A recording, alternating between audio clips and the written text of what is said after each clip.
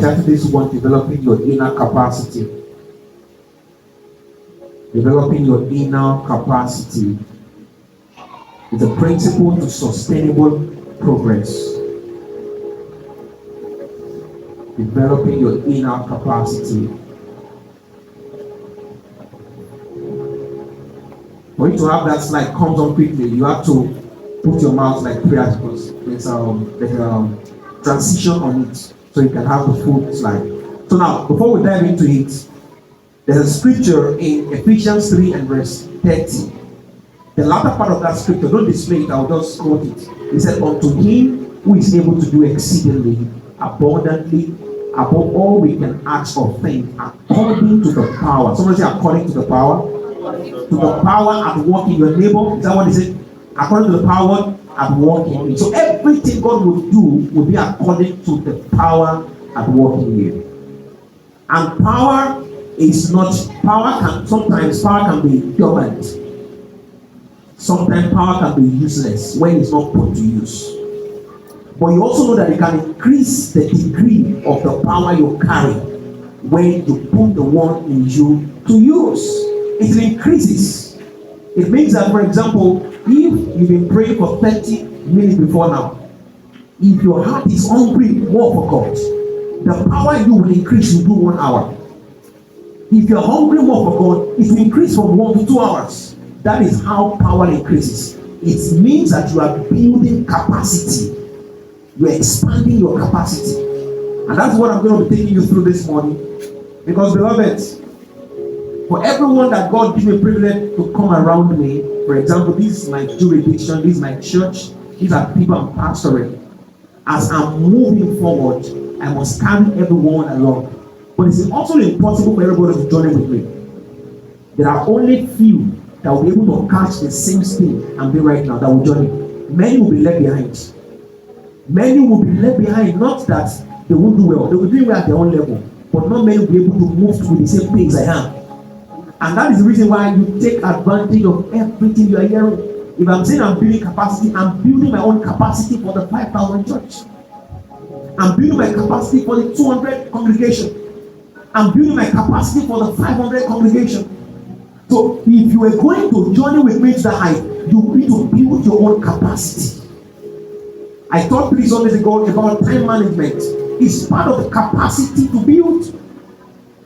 For example, you're an altar minister, you have 5 minutes to pray. You don't need to go into things that are not necessary. 5 minutes, display everything you have to do. You are building capacity. Because by the time you stand before 200 people and you go there, you cannot deliver in 5 minutes. You are saying, let us lift our hands. You have prayer. You let us lift our hands, and in 5 minutes, your 5 minutes is gone. You will not get the opportunity again. So I'm telling you, you need to prepare right now. Some of you will be a witness to this thing I'm saying in 1 year from now. That pastor will tell you, build capacity. And when your capacity is not built, you won't be able to measure up. You won't be able to measure up. Because at that time, things would have gone farther than what it is. And that is why the same thing in your business, you build capacity. You are here to get married. Build capacity. You don't build capacity in marriage. You build capacity before marriage. Because you will be able to withstand the pressure that your husband will give you. If I say I will slap you, will you say you will slap your back? You build capacity now. What if you said you will divorce me? What will you do? You start building capacity now. Because when he's in the marriage, you won't be able to withstand it. Imagine you have a business, you started with 1 million and 900,000 run into debt. If you have not built capacity to carry it, you will close the business down. So that is the reason why capacity must be built now before the days are here. It's my prayer and my earnest prayer. You will not miss out on what God is doing. Can I hear better? Amen. Brother Wisdom, is that your new department? We have moved to where you belong. Except you have another mission there. We have moved quickly. I've not seen with the writing material since I've been noticing you. Where's your book and pen to write? What about carrying it away? Look for a place to sit down and write. Alright, let's go to the next slide. Let's take these 2 scriptures and I'll dive into the things I want to share with us. Psalm 1 verse 3. I'd like us to read it together. Are we all ready together? 1, 2, go. It shall be like a tree planted by the rivers of water, that brings forth its fruit in its season, whose leaf also shall not wither, and whatsoever it does shall prosper. I like to personalize where you see the pronoun, put your name, or you put the word, the pronoun I. Are we together? Shall we go? 1 to go. I shall be like a tree planted by the rivers of water, that bring forth its fruit in its season. My leaf also shall not wither, and whatsoever I do, I prosper. Let's see 1 Timothy 4:14 to 15. So next slide. Let's all read together. 1 to go. Neglect not the gift that is in thee, which was given thee by the prophets, with the laying on of the hands of presbytery. Can someone pronounce that word for me? No, that's not the pronunciation. I need somebody to pronounce that word. Skip my mind right now.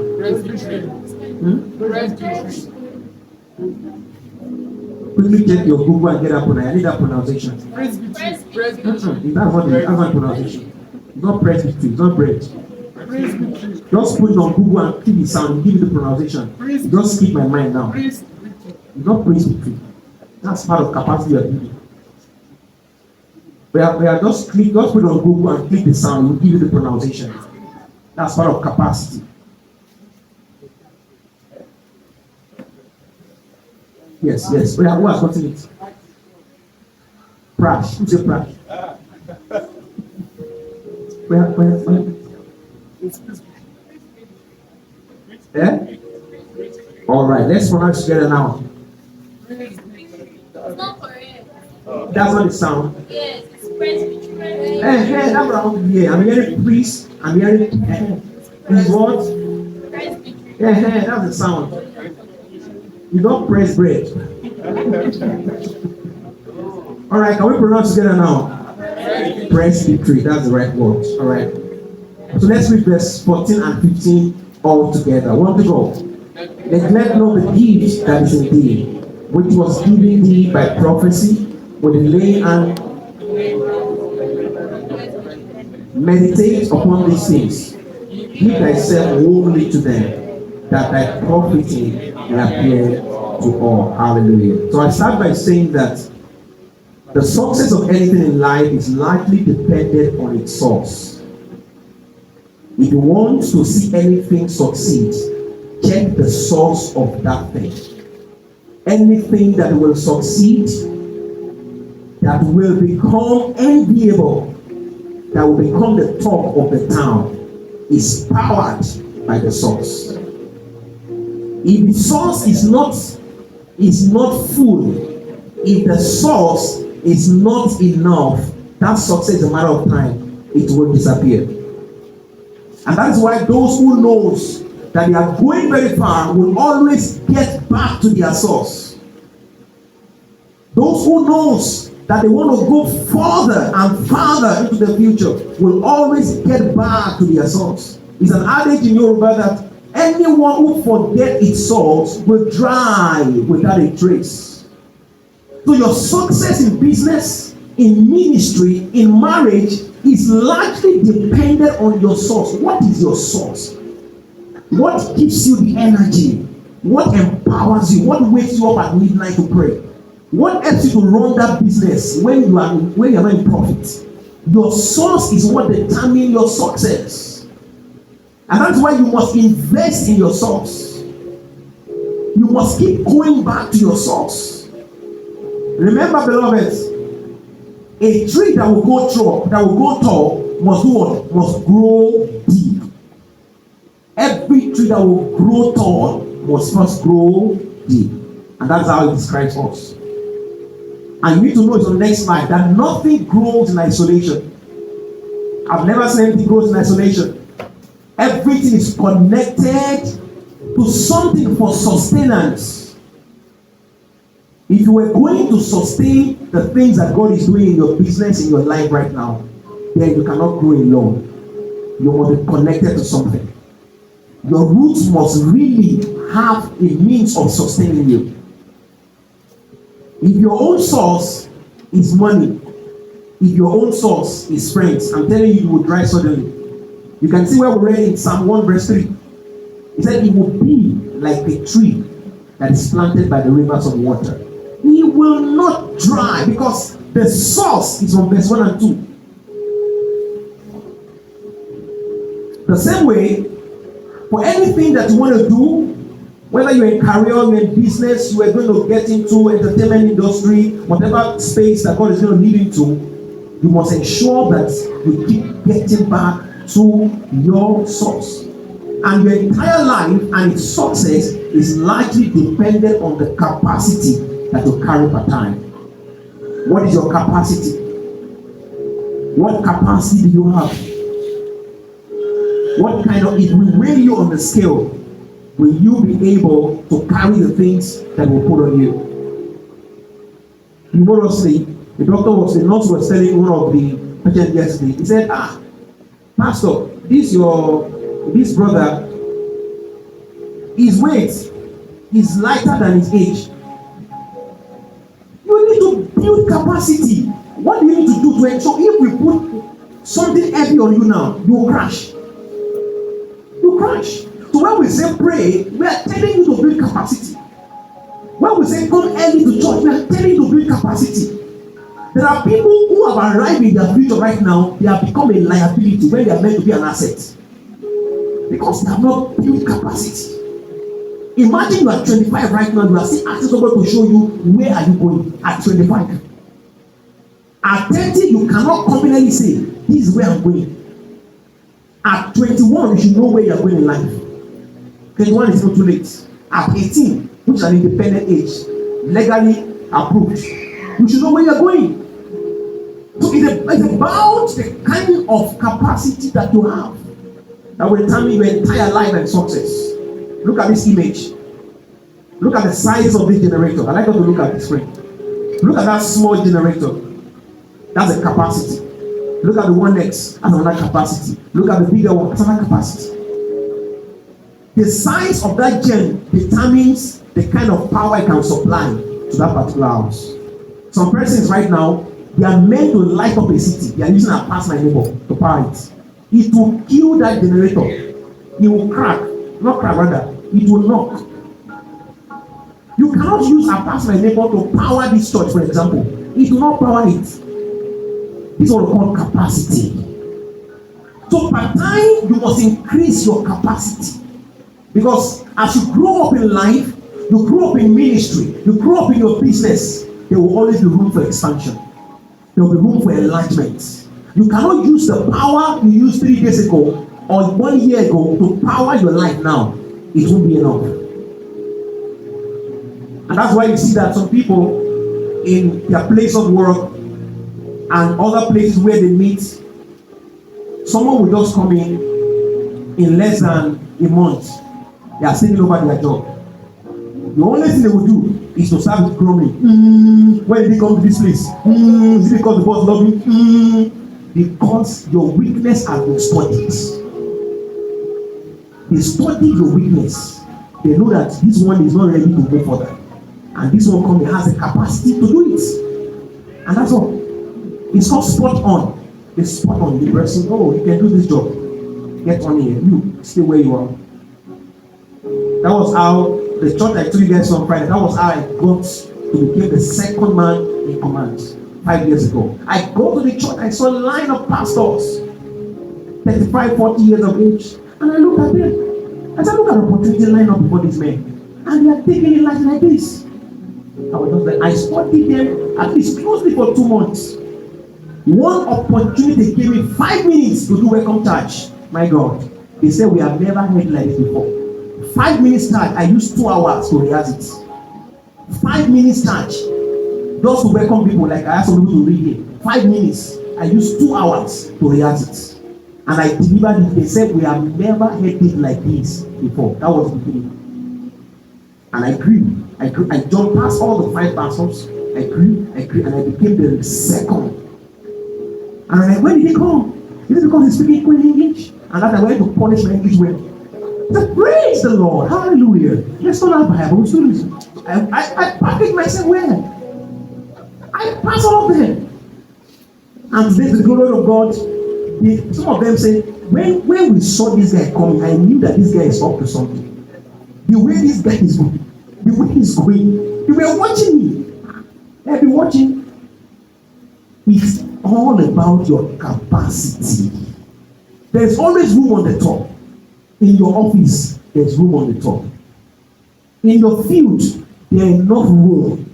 But when your capacity is not enough, somebody else will come and fill that capacity. And that's why you have to grow up quickly. There are times that you will not have to eat in the night. Forget it. The time will come, you will have enough to eat. You will not even be able to eat it.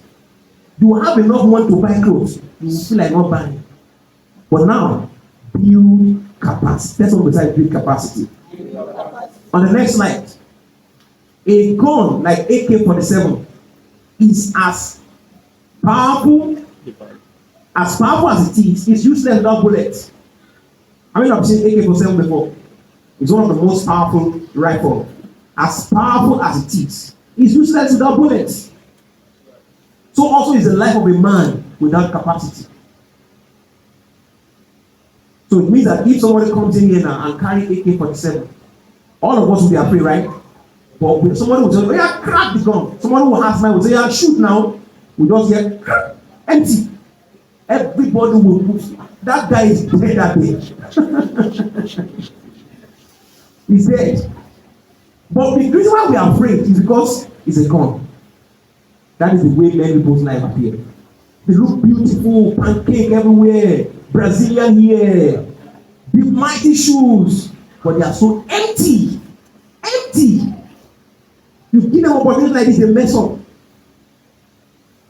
And that's why if you watch persons like that, it takes them a long time before they grow.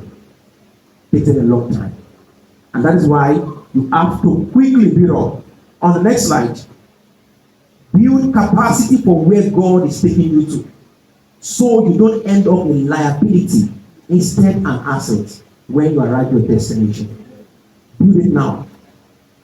Liability is someone who is always depending on someone.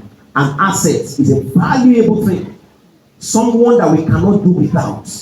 We just cannot do without our service. We just cannot do without his service. That is an asset. A liability is someone that if he's not in church, you don't feel the person. That's a liability. So you grow yourself to be an asset. Become so irresistible that if you are not there, we know that something has happened. And this comes from what you are putting on yourself constantly. What do you read from? What do you drink from? What do you hear from? These are things that build you up. On the next slide, I use this image to describe this. I said, you to the future. Say, me to the future. These four things is what describes you to your future. Spiritually, physically, intellectually, and your skillful set. These are the four things that describe you to your future. If these four things are not scaled, I'm telling you, you'll be in his heart in the future. You need spiritual capacity to be able to confront forces of darkness. You cannot just but not build spiritual capacity. You will see witches, you will see wizards, you will start a business, they will tell you it will fail. You don't need to call on your pastor. You need enough spiritual stand to withstand them. Because the scripture said it. Stand therefore that ye may be able to withstand all the wiles of the enemy. So you need to build spiritual capacity. Then physically, you need to be fit, be sound in your health. Regularly check yourself. You're a female, they are part of your body that you just cannot afford not to check. You cannot be 50 when you're supposed to be reaping the fruit of the labor and now say you have this. No. Constantly check what needs to be checked so that you can be fit when it's time for you to start enjoying the fruit of your labor. Then, intellectually, which is the most important, people want to know how sound you are. Can you be able to put things together, to put things in your head? Can you structure them? These These are things that describe how far you're going to go in life and how the future will look. Then your skill set. That's so important. So let's look at the 7 steps of building your inner capacity.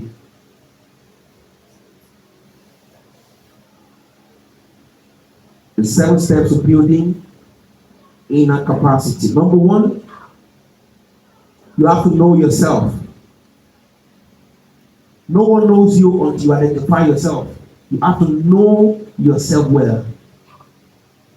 You should know yourself more, or you should know yourself well, more than I do. You should be able to tell more of yourself to me than I do to you. If I ask you right now, who are you? You are more than your name. You are more than the clothes you're wearing. You are more than the makeup on your face.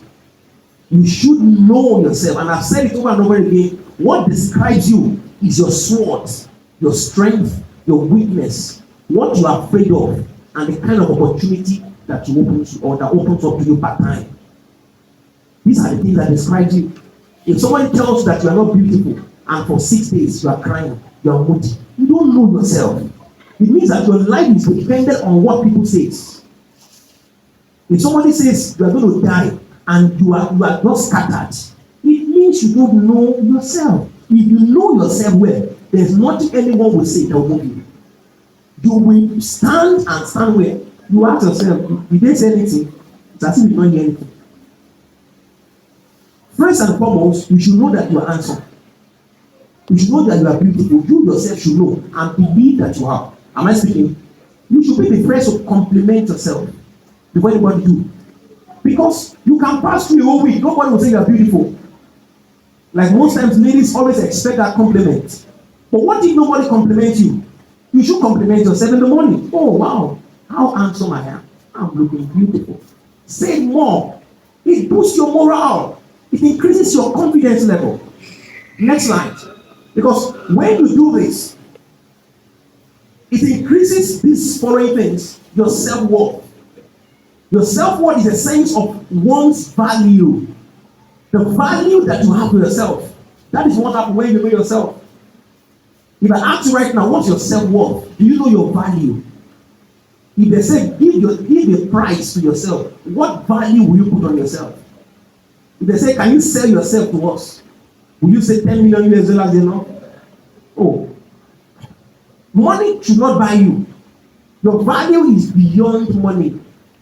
Solomon, I don't know whether it was one of his wives or women, it was describing, Solomon was describing the beauty of that woman. He said her beauty is far above ruby. That's value. Then also your self-esteem. That is confidence in one's own worth or ability, your abilities. Your self-respect. That is why you have to know yourself. So that you don't get to the point that you feel insecure when you see people, your friends around you doing well. You are so comfortable, you are you are comfortable with the little things around you. These are things that will help you. Then you also need to help you with your willpower. When you know yourself, you'll be able to know your willpower. Your willpower is what drives you. Sorry, I didn't put the definition there. It's what drives you. What you can do by yourself. If nobody is encouraging you, your willpower is what strengthens you. That say, go ahead and do it. You can do it. Have you been hearing a voice like that inside of you? You want to do something else, say you can do it. It's called your willpower. Now, what energizes you to go and do it, despite the difficulties around it, is called willpower. It's inside everyone. But you don't know yourself, you don't know the capacity of your willpower. Everybody needs to know it. Like we give you a mind, come and sing. I'm shy. You can do it. I'm shy. The third time they say it, I will do it. That is called willpower. It strengthens that yes, you can do it, go ahead and do it. And you'll be amazed at the results. But if you don't know yourself, you can't get access to these things. So when you do, it amplifies your self-confidence. Somebody say amen. Amen. So number 2, you have to know your passion and purpose. If you want to build inner capacity, you have to know your passion and your purpose. What are you passionate about? What gives you joy when you see people do it? What makes you happy when you see people do it? What's that thing you are telling yourself each time someone doing it, you say, I wish I have opportunity to do this thing. That's your passion. Your passion is something that you are ready to do without anybody paying you a dime for. That's your passion. Something you can do when you wake you up at midnight. You are ready to do it without any rehearsal. That's your passion. And that's straight down to the purpose of your existence on the earth. So next slide. To identify what your passion and purpose is in life, pursue a career or activities that are aligned with these passions. When you do what you love, you naturally live from within and feel more fulfilled. There are people right now doing what they don't like. They just want to get the money. And I tell people, don't work for what you have. Work for what you love. You can work for what you love without being paid. You'll be fulfilled.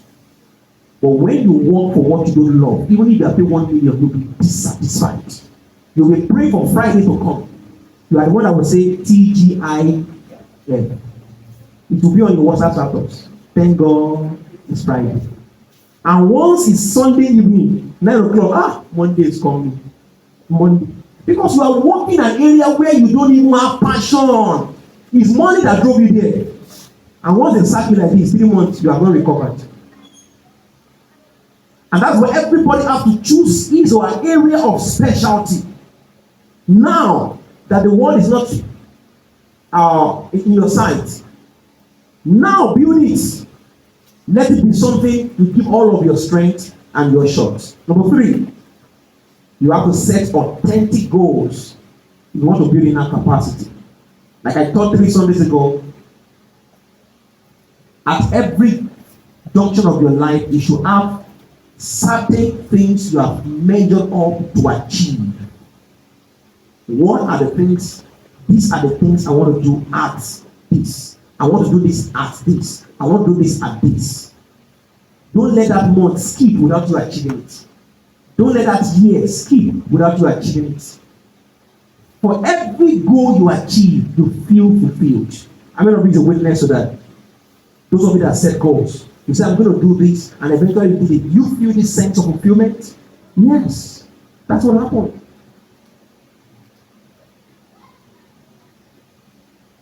Like I told us 3 Sundays ago, you'll get to a point in your life that there are certain things you'll not be able to do again by the virtue of your age. Is that you are shy or you are ashamed to go back and do it. For example, I know somebody who is 40 years to go back and learn reading and writing. You are ashamed to do it because how will I be sitting among 19-year-old person? But when we were telling you, when you were 25, you said, I will became 40. Now you are 40. You cannot confidently write your name and present them. The big slap on your face. And I've asked people, not many people, few people, that will you depend your life on salary till you die? Is that what you depend your life on? There's something I have to change about you. So put your life in measure. When I'm 30, I will do this. When I'm 40, I will do this. When I'm 45, I will do this. 5 years enough is a goal you can run. And you can break those goals into smaller goals. There's what we call the small-term goal, mid-term goal, and the long-term goal. The long-term goal is 5-year goal. We have the mid-term goal. It can be you achieve this in 2 years. For example, you want to learn how to sew clothes. It can be a 1-year goal. You start in January, by December, I'm doing. Oh, you have now mastered how to sew female clothes. Next year, I want to learn how to sew male clothes. January to December. That's how to set the goal. Don't envisage it. Don't dream it. You set the goal and move towards it. You are going to have a lot of things that will debar you from doing it, from achieving it. But you are the one that will tell yourself, my age is counting, and I must move along with my age. As simple as that. So goals help you to build inner capacity because it's going to help you to achieve your success right on time. Number 4, you have to nurture healthy relationships. I need to emphasize this very well. If you want to build inner capacity, nurture healthy relationships. Look at those guys there that are smoking. The kind of friends you carry, the kind of friends you go with, determine the kind of capacity you're going to build. If the kind of people you flock around with are people who don't talk about their future, they only talk about the clothes they want to buy, the design they want to wear, or the club they want to visit, you cannot go far with that kind of people. You have friends who smoke, you have friends who drink, you have friends who humanize, you have people who don't go to church. Those are your friends. They will build that kind of capacity inside of you. Because birds of the same feather, birds of the same flocks, birds of what? Feather, flocks together. Something like that. So look for healthy relationships. People can inspire you to drive on. People, when you see them, you are motivated to keep moving. I have such people around me. I don't have too many friends. I have selected ones. But when I see them, I'm stirred up to drive on. I'm stirred up. These are the things that will help you to build capacity. Because I ask myself, this guy. Like, for example, there's a pastor in Lagos right now. I don't remember this church name. Celebration Church. This guy, just clocked 30. He 30 to 31. He started his ministry at about 21 or so. This is about 11 years right now. Yes. The ministry right now, they have a branch in London, they have in Canada, they are in Lagos alone, they have about 8 to 9 expressions. The list of the attendance is 100. However, now I've attended one of the 7 before. I'm like, what? The guy's about 30 or 31. He inspires me a lot. I'm not doing anything yet. These are the kind of relationships that I keep. Pete Daniel, I've been telling you about. Pete Daniel just 31. I said, Daniel, 4 years ahead of Daniel. But it's not by age, it's by the grace. He inspires me a lot. At my level. So I tell myself, I'm not doing anything. Listen, I'm just scratching the surface. I've not started anything. There are people younger than me that have gone far ahead of me. So I can't sleep all night. I can't afford not to read. I can't afford not to be just with social media in my life. No.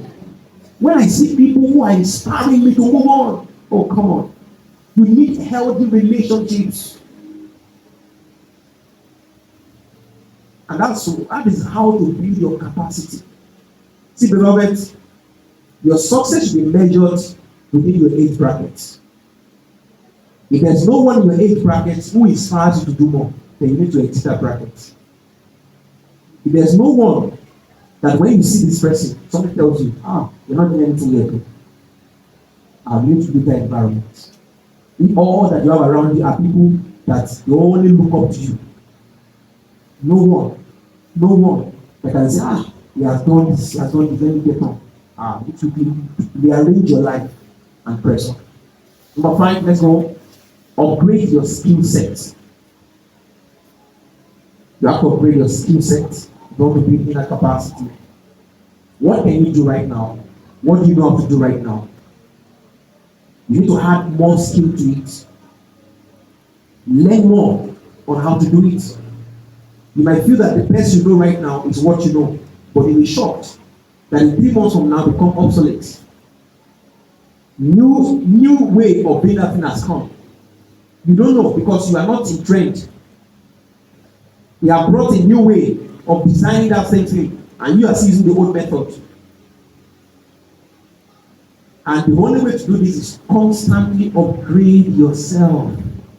The essence of we having mobile phone is for us to be informed of the latest information. If you're a carpenter, look for the newest way of making chairs. You're a tailor, look for the latest way of sewing clothes. You're a hairstylist, look for a latest way of making hair.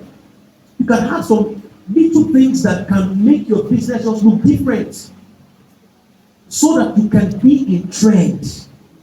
That is how to build capacity. Even a poor man knows what is good. Am I right? A poor man knows what is good. So if you are not looking good, somebody will know that you are not looking good. If you are not smelling well, somebody will know you are not smelling well. Upgrade your skill set. So engage in lifelong learning by seeking out opportunities to acquire new knowledge and skill related to your field. Take courses, attend workshops, read books, stay updated on industry trends. Enhancing your skill set strengthens your competence and adaptability in the workplace. It's so vital. Like I've been telling you for the past 3 weeks, once it's 1 a.m., I'm awake. I'm studying the new line of business God has led me to. Watching YouTube videos, practicing. Because I must be on top of it. I was sharing with my wife on Friday when I go back from office. I discovered another simplified way to do that same business. I was super excited. I was asking myself, what if I've not been studying, doing research? I won't stop on these secrets. Because I remember I've been praying, Lord, show me the simplest way to trade this business. So as I'm praying, I get on to hard skills, to what I already know. I was super excited on Friday. I said, what people are using 3 hours to get, God showed me now. Because my heart is looking for this way to upgrade my skill. That's some of my sons here. When I see something online, go and subscribe to this now. I share with them on their status. On their DM. Go and upgrade your skill here. It will help you a lot. Number 6, follow your path. Follow your path. Not all the journey, not every place is your place. I've been saying it numbers without time. Even before God brought us to this level, I'm not confused. I know where I'm sent. I know what I'm sent to do. So follow your path. If you're a singer, sing with your life. If you're a teacher, teach with, let people know that you're a passionate teacher. Don't be there and there and there. Anything that you know is your life, do it with everything that you have. That is how to be saved. We see you here tomorrow. We see you here tomorrow. We see you here tomorrow. We cannot place you. You can't build any capacity. All you are doing is you are just dissipating your strength everywhere. You are just wasting time and effort. It's a matter of time. It will not gather. So trust your own journey and then focus on it. Avoid comparing your path to others.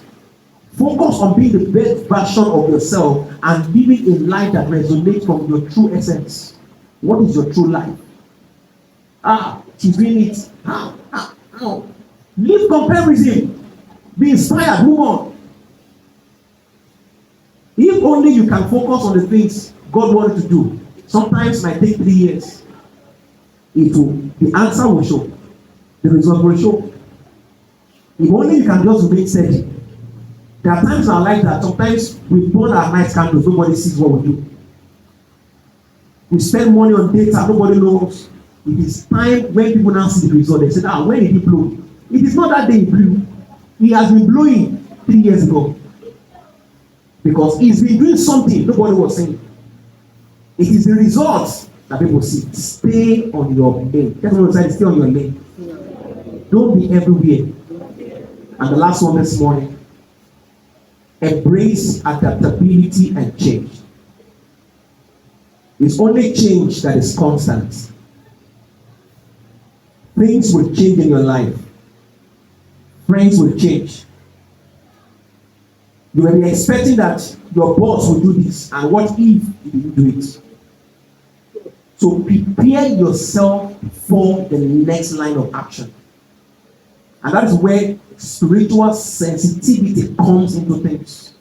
You should be able to prehend things 3-4 steps ahead. That's the advantage we have as believers. Ability for us to be able to see things before they ever happen.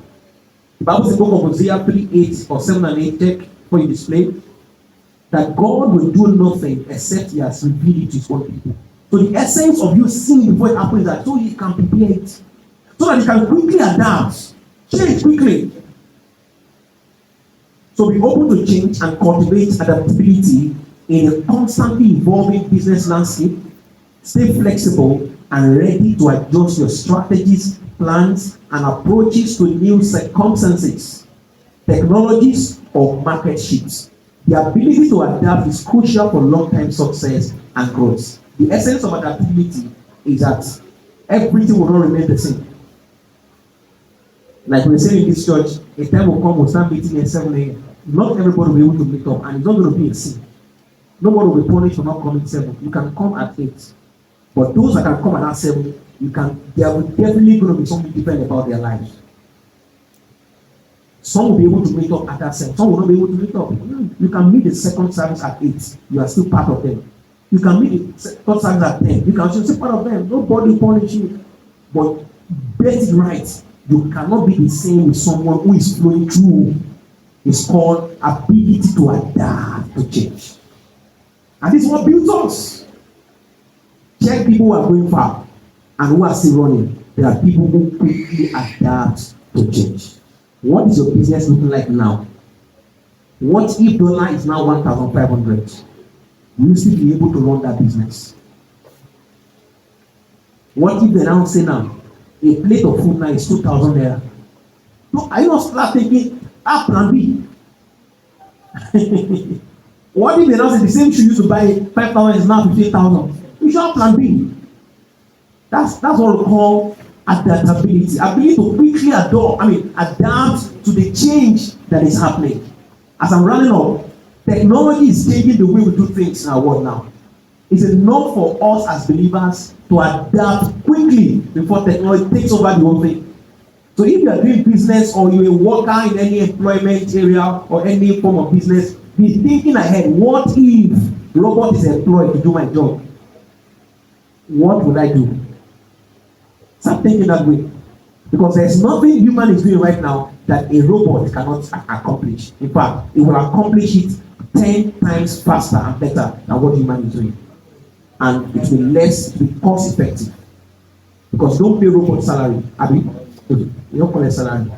And they don't need to live in the house. Just tell them after service, just tell them, woo, everybody assemble. It's one voice, and just go pack themselves here. Maintenance. Maintenance is also part of their service. But you can't spend more on them like you spend on human. The most difficult person to maintain on the earth is human. He's the human being and the most difficult. Next to human being is goat. Tell the goat to leave here and say, I hate you. Just come back, the goat is already. Bow your head this morning and begin to talk to God and ask Him to help you as you begin to adjust yourself to things around you. The bottom line of this class is I must build capacity for where I'm going.